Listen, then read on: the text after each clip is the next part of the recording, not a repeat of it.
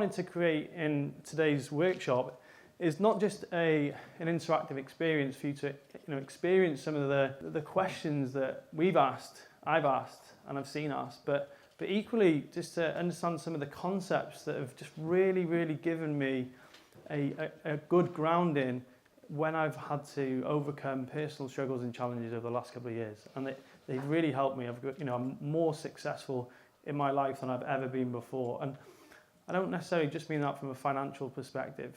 I'm slower, I'm more calm, I'm present with my kids. I've spoken on stage since I was like 22, 23. And I always had huge amounts of doubt every time I'd go on a stage. And I was always like, I went on speaking courses and I went on, professional speaker boot camps and all that sort of shit. And I was always trying to outrun this feeling that I had before I got on the stage, and this like kind of doubt feeling. Has anyone had that before? You're like, you fucking know your shit. And like, you still have this like, you still have the nerves. I've still got nerves now. I've got, shaky hands. But I went on like, if I know more, maybe this stuff will go away.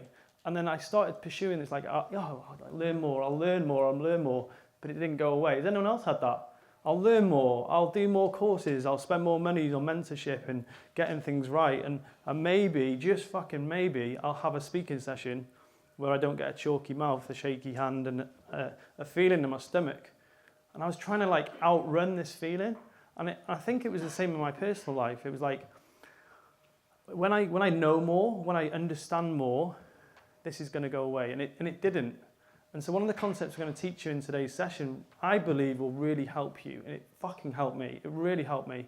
And understanding it, not just understand it from an intellectual perspective, but feeling it, really feeling what was going on when I was about to take a risk, and understanding that it was normal because I was trying to expand my life, made so much sense. So I want to introduce you to a couple of concepts that really helped me. So I want to just take you back to, I think it was March 2020. Is that when we started? Hey, come on. And I finished my first year coaching with Yassine, and I made massive leaps forward. I got myself a therapist. I'd seen massive changes in my business. My relationship with myself had changed exponentially. Not only did I have an amazing coach, I had a great friend and someone who pointed me in the right direction of books, therapists. And I said one day, hey, I want to get back into coaching. I'd taken a sabbatical from coaching where my life was a bit fucked up. I was like, I don't want to be coaching people when I feel that I'm not congruent with my message. Has anyone been in that place before? Yeah? Okay, a few people, yeah. And I just said to him, I was like, hey, I'm thinking of getting back into coaching. And he said, Benjamin, if you want to coach, fucking coach. Don't think about it, don't talk about it. And he just said, hey, I've got this group. And he kind of just said, like, you see him does this quite a lot. He's like, hey, I've been writing this group for 5 years. And there's this group of men, and there's like, I think it was 200 guys in there at that point. And he said, go and make some offers to the guys in the group. Tell them that we're opening a group of like-minded guys who want to succeed in life. And I fucking did. I didn't overthink it at that point. I was like, do you know what? Just got into action. And he said, we can go into business together. And I had this massive contraction. And first of all, I was like, oh my God, Yassine wants to be in business with me. My mentor, this guy I revered. I was like, holy shit, this guy wants to be in business with me. When I got over that and started just making offers, and people just started accepting. I think, Ian, Luke, some of the guys, Dan, the first guys I spoke to. Do you know that thing is like you have this idea, and then as you start verifying that idea, when people start saying yes, you start to believe in yourself a bit more. Has anyone ever experienced that before? Yeah? And that was like, I didn't believe in myself at that point. I had like really shaky confidence. But with every subsequent conversation where I say, hey, someone will go, yeah, do you know what? I want to buy that. I want to be part of that. I believe in myself that little bit more. And what was going on is, again, another little hero's journey on the route to the stage today. But at that point, I was very fucking unawakened. I had a really healthy relationship with porn. It was frequent. I was even thinking about, the goggles and, masturbatory aids. I was going to go all in. But what that was probably disguising is my relationship with my partner wasn't what I wanted it to be. And I was like, holy shit, like, who the fuck am I to lead guys? My relationship with my dad is a fucking great guy. He's always been there for me, but I wasn't the son that I wanted to be for him. And that was like a real struggle for me. Has anyone had that before? Relationship with your father strained. And like, he's a great dad, but because I'd taken the narrative about my dad from my mum, there was this kind of invisible gap between me and him. Has anyone else had that experience? Like sometimes, yeah? So I thought to myself, like, I've got an unhealthy sex life. I've not got a great relationship with my dad. And I'm financially, like, I'm not in a good place. Like, I make lots of money, but I'm fucking talented at spending it. And I would find ways to just, like, get money and spend money very, very quickly. Anyone else got that amazing expertise? Yeah? No? All right, cool. So I was just like, oh my God, who am I to lead men? And I said this on a call to Yassine. I was like, hey man, listen, I've just got all these failings and flaws and like, and I was, who am I to do it? And he was like, this is exactly the fucking reason you need to lead men. And that for me was one of the most profound moments from like where I was to where the last 5 years is kind of, 5 years? Sorry, 3 years have kind of changed, 2 years. I'll keep shortening the time frame. And what I've realized, and this was like an observation at the time, is that because I'd been in so few circles where men really shared openly and honestly about what's going on for them, I believe that most like successful or equally successful men didn't have those struggles. Like, who's been in there? Like, hands way up. Who's like had that feeling where you're like, hang on a second, I'm the only person that I know that's got this fucking rage in the morning. Who's experienced that before? You wake up in the morning, you're raging at the world, you're fucking angry. I used to go to my gym and I would be the guy with the smile on my face, and inside I was like hurting. I was so angry. It'd be like the smallest of things would piss me off, like really piss me off.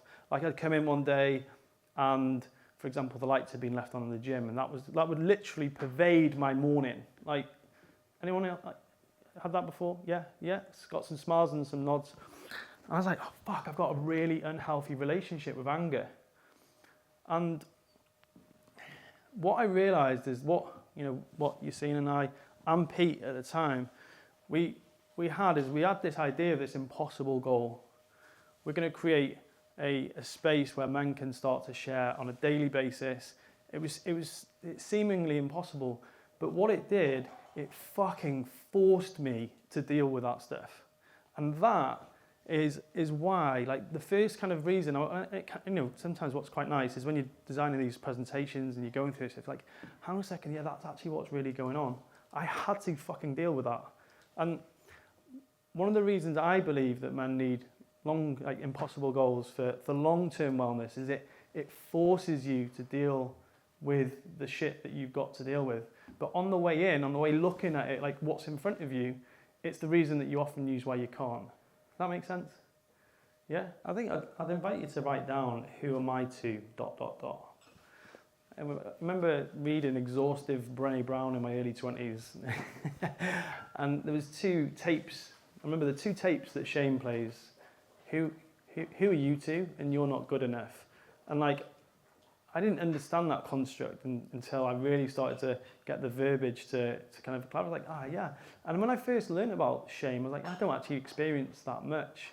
But then when I really slowed down, that was one of my biggest narratives. Like, who the fuck am I to? You're not good enough. You don't know enough.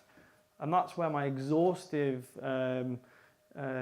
mission to learn as much as I can, like literally from a shame-based fear that I didn't know enough, I was learning and learning and learning and learning. So like, I literally consumed so much in my 20s that, yeah, it was a constant. It was like never ending, like, and I never felt like I knew enough. And then what I realized is that what I was actually trying to get to the point where I just felt like I felt like I belonged, and that's a big thing. So what I was actually seeing is like in my fitness space, I would share all this stuff with my clients, but they just nod and crack on. But I didn't get the space that I wanted to really, really go a mile deep with guys. So the last 2 years, what we've had the opportunity to do is slow down and go a mile deep with people and look at what are the things that are driving them, what are the things that are in their way. So in today's session, I'm gonna share with you what, I'm gonna try and sell you the idea, maybe you haven't got one already, is why your goal needs to be impossible. Who has a goal? Who writes down and sets goals? Hands up if you do that. Okay, great. Who would describe their goal as impossible? Great. And it was from Yassine actually that I got this, is that your goal should be so big that unless some divine intervention or God himself gets involved, you're certain to fail. And I was like, wow, that didn't, when I first heard him say it, I was like, one of these things, he'll say it once and then I'll hear it again and again and again. And like, it didn't sink in until like the 757th time. And I was like, yeah, because I remember one of the first conversations we had, and I was like, he's like, what the fuck do you want? And I was like, what? What a fucking question. And Ian will know, he's grinning, knows the session. It's like, what the fuck do you want? And then, when we got, I asked, like, why was I struggling with that question so much? And he said, Ben, you're not alone struggling with that question. So many men don't know how to articulate what they want. And that is where some of their biggest psychological suffering comes from. Would you agree? Yeah? So, along the process of looking at impossible goals, like some of the structures and the formats that have really stood out for me, I'm going to be sharing with you today. Going slow with it, and I'm going to invite you. I believe in collective wisdom. I don't believe that I should be here sharing just one way. I believe that this is going to be a much better experience for everyone if you put your hand up and you interrupt me and share. It's a two-way experience. We're going to look at Maslow's +1 - 1 theory, and that for me was a real game changer, when I can actually moment to moment slow the fuck down and make sure that I'm choosing growth over comfort. Robert said yesterday, we were talking over a meal, and you were talking about fear, weren't you? And you just said, like, one of the things that he's done really, can you share on this, about like slowing down and checking in with fear? Or is that part of your talk? That was yesterday, you have to remind me what that was. Yeah, it was just a really, serendipitous moment where we were having a conversation about fear, and it's slowing yourself down to this, Yassine talked about a moment being 3 seconds.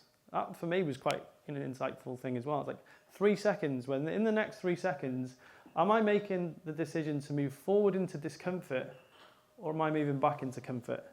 Am I walking into my fear, or am I moving back into what's known and comfortable and similar and same? So I want to go through and talk to you in depth about that, slow things down.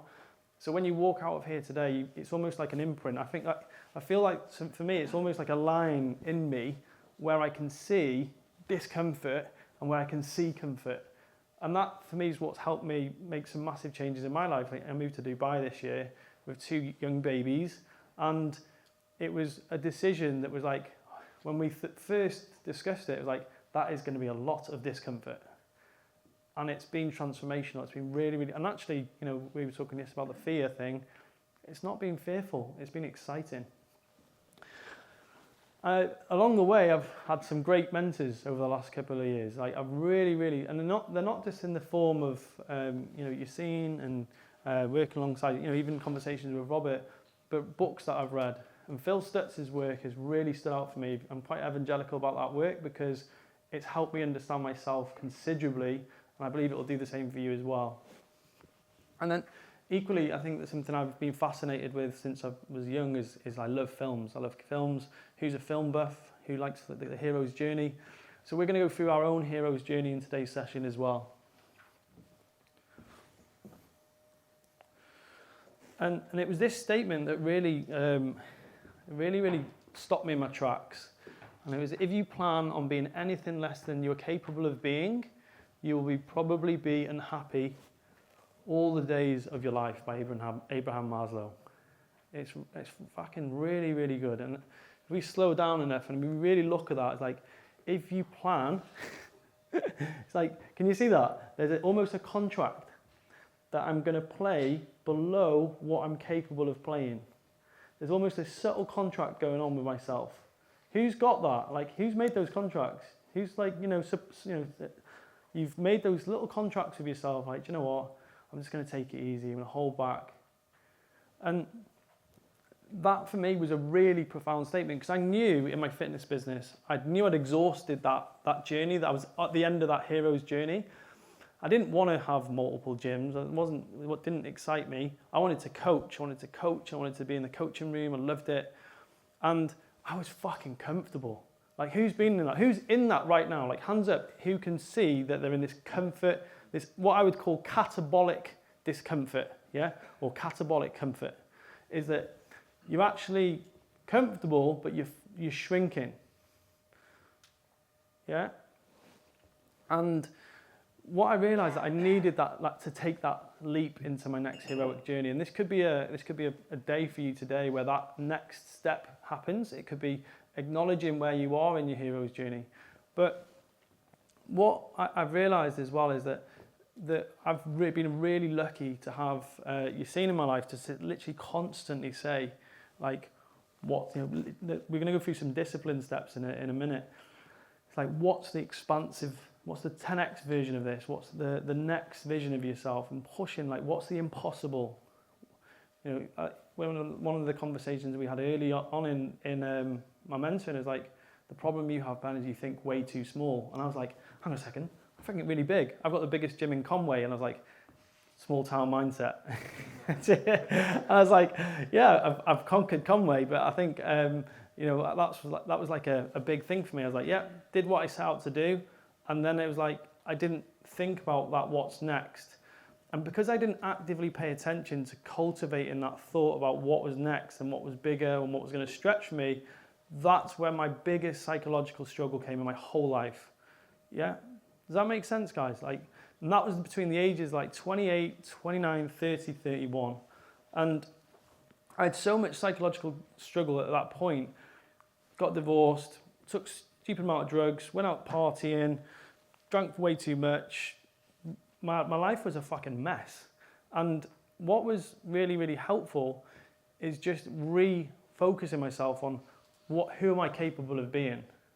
And like, that was a really, really like big thing for me. So this concept, I thought it was called the +1, -1 mindset. But in any given moment, we're making one of two decisions, right? We're going to be choosing to step forward into growth or back into comfort, yeah? And I thought it was like you're either a +1 or you're -1 in like moment to moment, but it's not. It's 2.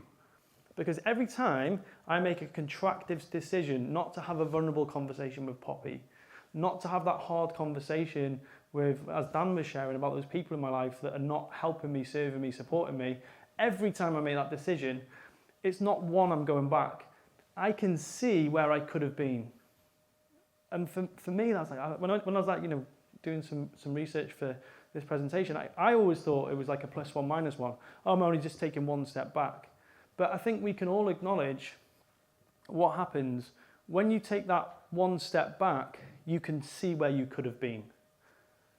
Yeah? Does that make sense, guys? Because I think this is important. And I could see that in every arena. I could see it in my relationship. I could see it in my business. And I could see it in my finances. I could see all those places where this was who I was capable of being. But for some comforting reason, I was making that, oh yeah, do you know what? I won't do it today. I'll do it later. My statement for this year is right now. There's a really good book by Steve Chandler called Right Now, and it just fucking hit the nail on the head. I would push all of my dreams, hopes, wishes, actions into like in the future, and I actually had this fear of the future. Then I have that fear. Like, you constantly fear in the future, but you keep putting off everything into the future. So you literally got this load of things that you want to do, And that's why I believe you create anxiety. It's like, I keep putting everything out in front of me, yet, so when I look at everything in front of me, it seems overwhelming. So if you struggle from overwhelm, think about how much stuff you put off into the future. Is this making sense? That for me was quite profound. Anyway, listening to the book, I was like, there's a statement I have now, right now. What can I do right now? And even invoicing, I was thinking about invoicing, is that I would have a sales call and then I would leave the invoicing till later on.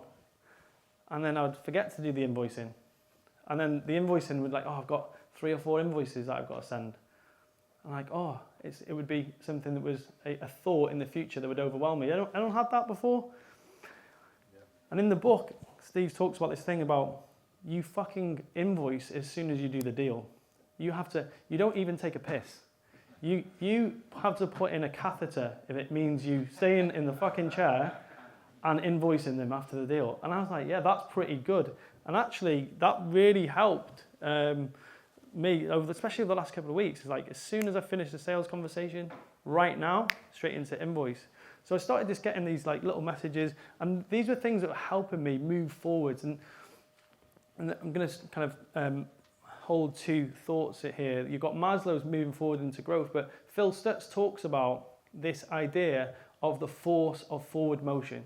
Yeah, this universal force. He calls them higher forces. And when I first read the stuff, I was like, what's this woo-woo bullshit? You know, I'm like, what's a fucking higher force? You know, and then that's where I was kind of spiritually bankrupt. Not very much into spirit and higher forces and that, and really not that my jam. But then, as I actually started using the tools that he prescribes and he talks about, I was like, I could feel this almost like universal force pushing me through my hero's journey. And the first tool they talk about in the book is the reversal of desire. Is that all of these uncomfortable things, these growth decisions, is us moving forward into discomfort. Now, whether it's a hard conversation with a business partner, whether it's a pitch that you've got to make, a potential sales pitch, whether it's asking the first person ever to buy from you, it's discomfort. But equally, if you make the opposite decision, and this is what I really want to share with you, this is why I believe that you need to have impossible goals for long-term psychological wellness, is that every time, have I even spelled that right? Yeah, I think I spelled it right. Is that every time we make a comfort decision, we don't move back towards comfort. And I thought that this is like, looking back, because as Steve Jobs says, you can only connect the dots looking backwards. I thought that I was making comfortable decisions. I was resting, I was making easy decisions, I was making my life easier. And he would agree that sometimes that's what we're doing. We think, oh yeah, I won't have that awkward conversation with the missus, I'll make my life a little bit easier. It doesn't make a life easier, because what happens is, with every subsequent step backwards into comfort, when I next had to make a decision to move forwards, I wasn't starting at 0. I was starting at -1. And that -1 became -2. And that's my belief, is that why people get shit-faced on a Friday. Because what's happened is, let's say like the weekend's a leveler. Yeah, you can have a bit of connection, eat some tapas, Callum, and you feel good, you numb a little bit. Say you start at 0. Okay, I'm going to go and do what I said I'm going to do on a Monday, and you don't do it. You're -1. Okay, do you know what? Tuesday's a great day. You don't do it. And then at the end of the week, you're actually at -6. And that's where you feel those anxious, contractive, those emotions. You're like, holy shit, like, how did I get here? And because it's not like a trauma or something that really happens in your life that makes you feel a certain way, you're like, I just don't feel good. And that's what I could only describe my life. I wasn't depressed. I was just like, just don't feel confident. I mean, lots of conversations and people talk about confidence. I love this definition of confidence. So what is the true, for those of you who read the book, don't fucking answer. Yeah, what's the true route to confidence? And this for me was the best ever kind of description of how confidence is created. It's self-restraint. It's self-restraint sets you free. Like, write that down, because when it first landed for me, I didn't get that. But then as I've given up porn, that was one of the big things for me. It was like, self-restraint. I have the thought that I need to masturbate. I need to go and jerk off because I've got an important task to do. I connect to that thought. I believe it to be true. Go and jack off. As soon as I finished, I was like, oh, fuck's sake, I said I wasn't going to do that today. Yeah? And then what happens is that if I can successfully restrain myself moment to moment from acting on impulses that take me back towards psychopathology, comfort, ease, yeah, I actually begin to trust myself. And I love this, like, your dreamer will trust your doer. Because it's in the tiny moments that's built, that confidence, moment to moment to moment. So the fastest way to build confidence is to really practice self-restraint. Does anyone having an insight from this? The shit that we know we shouldn't be doing, the impulses, like going to the cookie jar, jacking off over some weird porn. I'm not going to tell you what I wrote in that day. With regard to the actual statement, like self-restraint is generally acting on impulses. I think that's where I think it resonated most. What my personal journey, I think Robert might be able to speak more in depth about this, but I don't try to control my anger. One of the best things that I've ever learned over the last couple of years is letting it out. Is saying I'm angry. Pete and I have had conversations where he said I'm fucking angry, and I'm like, good. It's a healthy discussion about anger that we have, and it's like I'm fucking angry about it. Like, let it out. Whereas I think for years what I believed is that anger turned to violence. There was quite a quick relationship between those two, and learning that you can have safe and clean anger was one of the most powerful, realizations that I think I had in my personal journey, and I believe the same is for a lot of the guys we've worked with. Like who's changed their relationship with anger over the last 5 or 6 years. So it's common. There's three parts to discipline that I think would be worth breaking down as well. I learned that this year, and this was like, for me, it was like, fuck, I've always had this idea of like discipline just being this thing that you had to do, but when we broke it down into smaller chunks, I was like, hang on a second, actually, where is it here that I'm actually falling down? So you've got reactive discipline.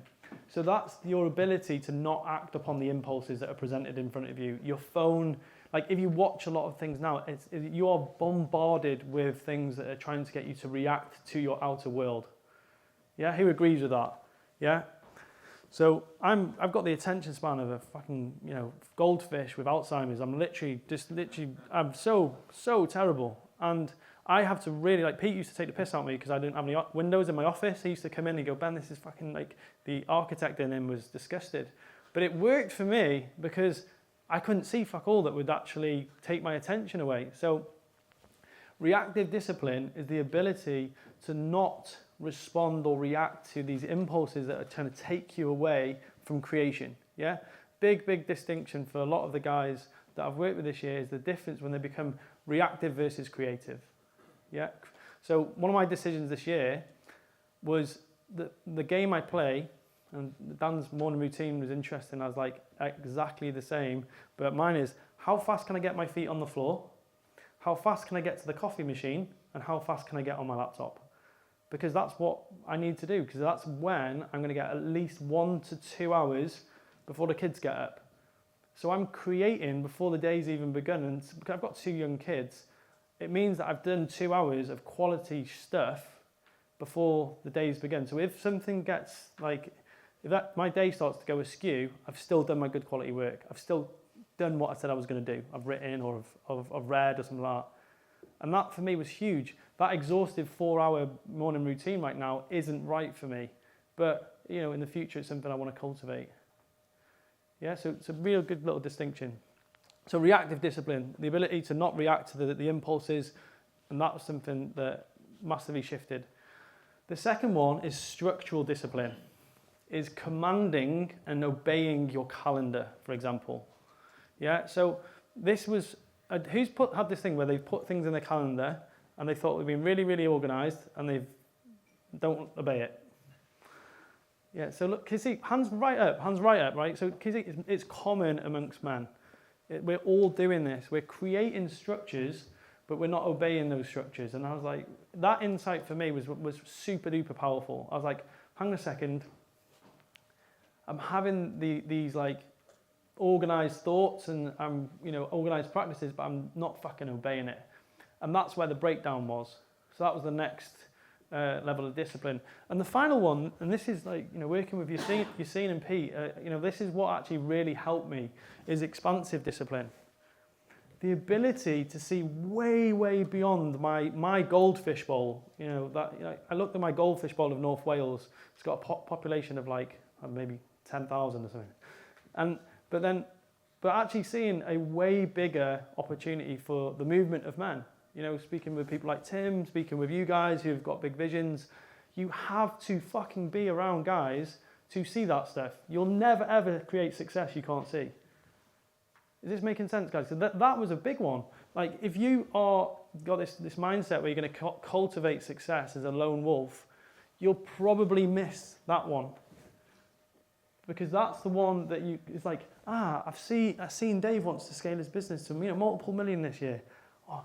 And like Robert said it on the podcast, what one man can do, another man can do. And that's what I believe has cultivated that expansive discipline, being in a group and seeing these things starting to unfold. Who's got like these goals that they talk about a lot? Like, be honest, like I've got these goals. How fucking tame was that, Dave? He just sat there and like, wow, it's like, actually verbalizing them in front of people and people holding you to account, major powerful.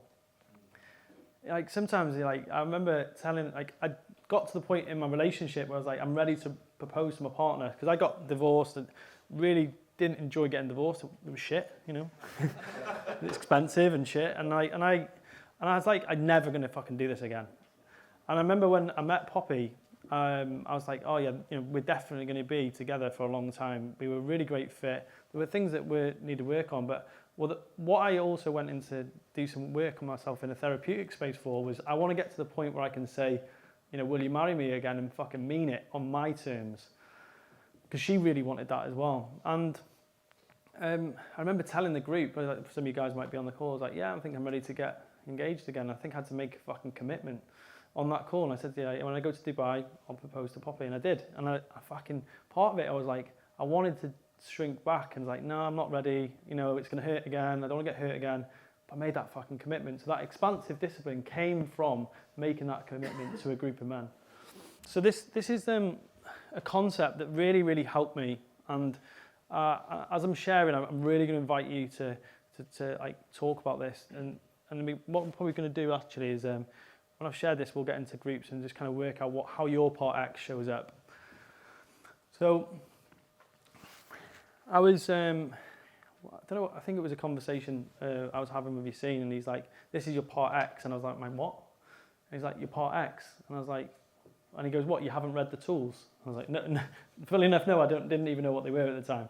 And he goes, go and read that book, and and you'll have a bit more information. We had a conversation. I was like, I didn't even know what part X was. And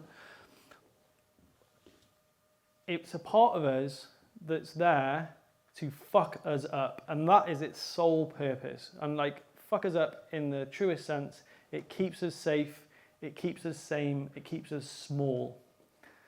And I was like, what? There's an actual inbuilt part of our psyche that's going to do that. And I didn't know if I wanted to buy into that at first. Like, who doesn't like the thought of that? Like, who was like, oh my God, I've got to actually admit there's a part of me that's there to fuck me up. Yes, I was like, hands going up there. Yeah, like, I didn't want to admit that. I wanted to be this like, oh yeah, I can cultivate this brain space that's super happy, super powerful. I can do anything I want.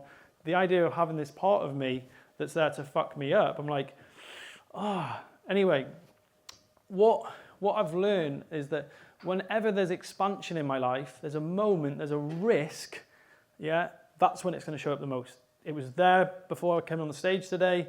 It was there this morning. I literally opened my laptop and was like, I need to change my whole talk. I'm going to fucking do this instead. I'm going to do the one I did in confidence in Toronto, because that went well. And I was like, that's what was going on in my head.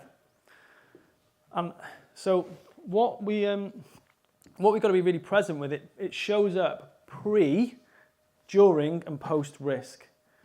And like, again, like slowing down, thinking about what risks have you got in your life at the moment?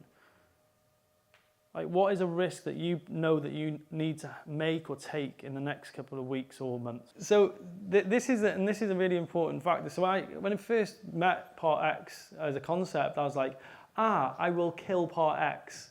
And like, these guys have said that as well. My mission this year is to kill my Part X. Sorry, sweet pea, it ain't going.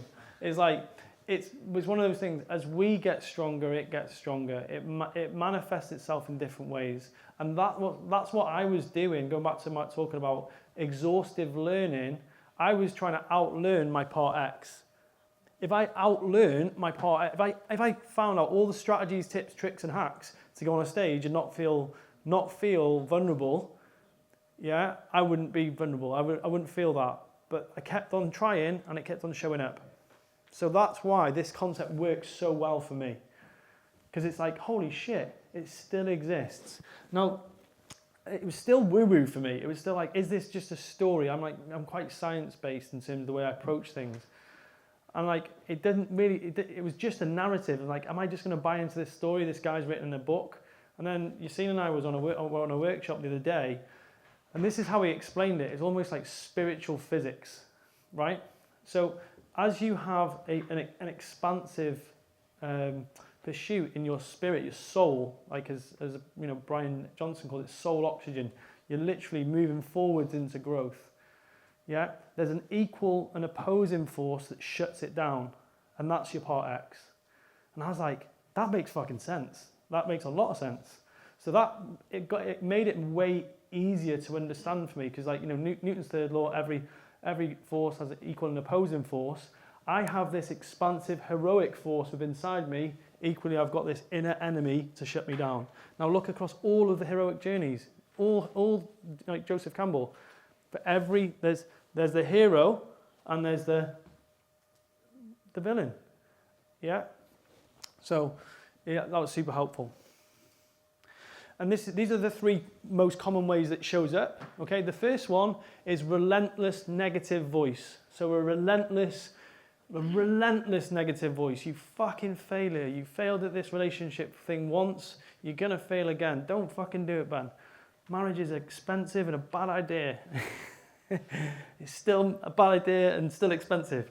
No, but it's like a relentless negative voice inside your head. The second way it shows up is primal primitive feelings. Okay? And this is best articulated as the importance of work and the desire to jerk off. Yeah? Yeah, that's like the opinion you all have of me and you walk away. Great talk, what a wanker. Yeah. But the power, this is like really insightful as well, like powerful primitive feelings, like this real big desire when I'm meant to be at my desk, focusing on my task to jerk off, or I really need to fucking eat. Like, who has that? They sit at the desk, and they're like, oh fuck, I really need a snack. I need a snack. Go on, Ben. Go make a cup of coffee. Go and have a couple of biscuits. It's fine. Yeah, come back to your work. And then like literally I walk out of my office and the kids are there and 20 minutes has disappeared, then my fucking work doesn't get done. And then the final one is a narrative that you've been victimized. This constant like, hey Ben, don't take this risk. You're being victimized by the government, you know, by the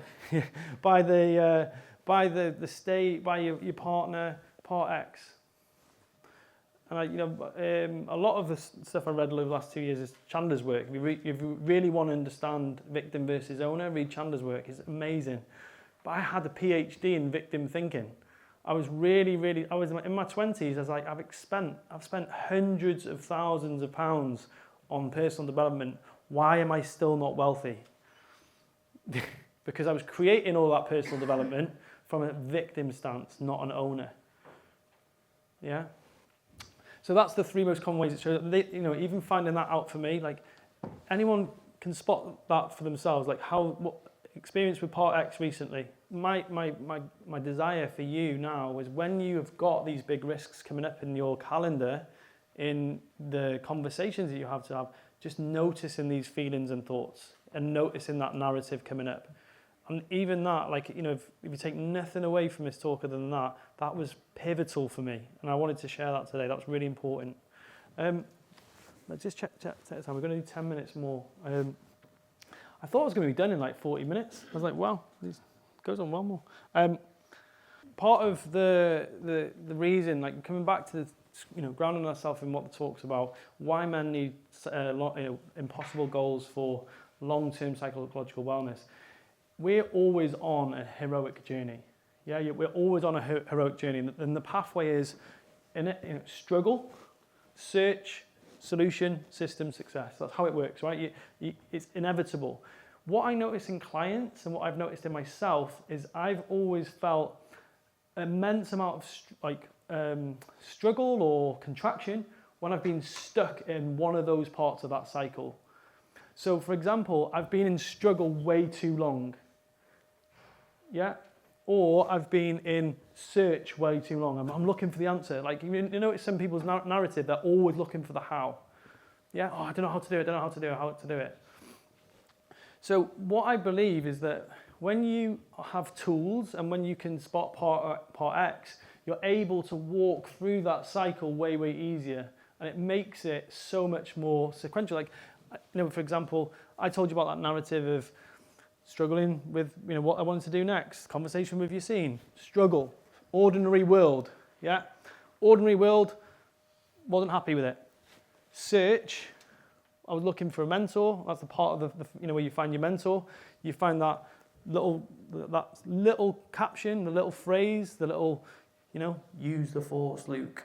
You know, it's Luke Skywalker defeats Darkseid with no other piece of advice other than use the Force. Yeah, mine for this year is right now. Fucking right now, Ben.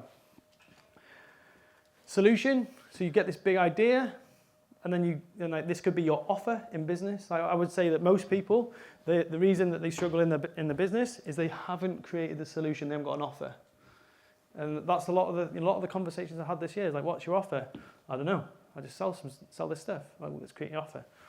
And then the system is the part of the, you know, it's the Rocky montage. It's doing the work.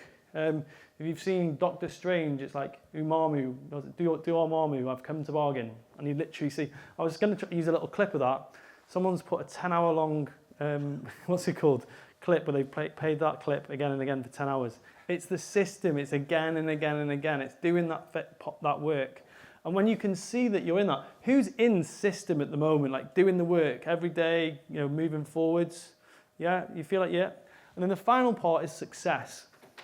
And we're constantly cycling through that process. So I'm just mindful of time, but I think what would be really good is that we want to answer some fundamental questions. So I'm going to give you the questions, and I'm going to give you some time to do it in groups for 5 minutes, all right?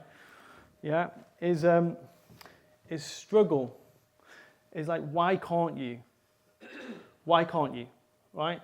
So what I want you to do in pairs is speak to the man next to you and just say, why can't you? What's stopping you? Why can't you? Just keep at him, all right? We're going to do 2.5 minutes, and we're going to swap over. And the next one, yeah, is what do you want? Now, what I'm going to do is going to put some music on. I invite you to spread out a little bit. Get you know, front and center with a guy. Look him in the eye. One guy goes, why can't you? Yeah? Why can't you? And you just got to keep saying, why can't you? I want you to literally, you know, exorcise, get all the shit out of the way, the shitty reasons we say we can't achieve what we want to achieve.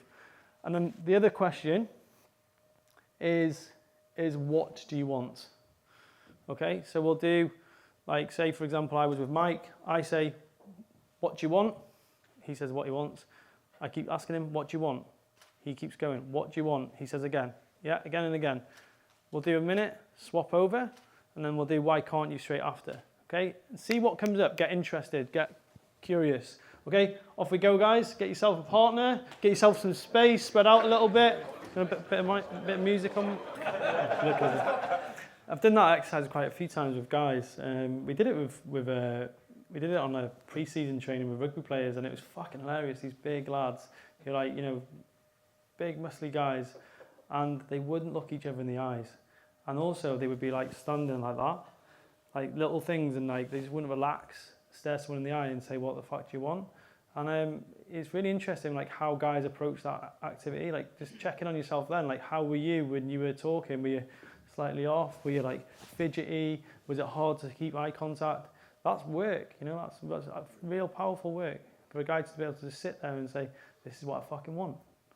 Look at Dan Kenton. So I just want you to just take a minute and imagine we're running this event next year, and you know we bump into each other. I haven't seen you for a year, and I say to you as you're walking through the doors, like, hey Dave, it's a year since we last saw each other at Awaken Man event, and you just start reeling out all this stuff that you achieved everything you wanted, all the stuff you've just said you've wanted to achieve. It's happened in the last 365 days. You start like, oh my God, I've got this business, I've got, you know, the relationship with the wife, or I found a partner, I've got a dog, you know, I'm on loads of holidays, I'm working a 3-week month, you know, that you know, what all that stuff's coming out. Just envision yourself saying what you just said. What are you saying to me at the door? Next question is, what decision did you make in the room today that made the difference to help you get to where you are right now? There's a moment I'm just going to close with just a little. Oh, you can't really hear this one. You've seen this moment in the.